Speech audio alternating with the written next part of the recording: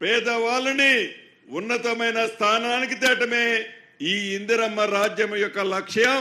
మీ తాటాకు చప్పుళ్ళకి మీరేదైతే మ్యాన్పులేట్ చేసి మీ pink colour మీడియాతో సామాన్య ప్రజల్ని రెచ్చగొట్టాలని చూస్తున్నారో ప్రతిదీ సామాన్య ప్రజలు పేద ప్రజలు గమనిస్తున్నారు. మీకు 2 సార్లు బుద్ధి చెప్పినా ఇంకా జ్ఞానం రాకపోవటం, ఇంకా మీకు ఎందుకు మనకు నష్టం జరిగిందని ఆలోచించకపోవటం చాలా బాధాకరంగా ఉంది. ప్రతిపక్షం మంచి సూచనలు ఇస్తే, మంచి సలహాలు ఇస్తే తప్పకుండా ఈ ప్రభుత్వం బేషజాలకు పోకుండా మీరు మంచి చెబితే సేకరించడానికి సిద్ధంగా ఉంది.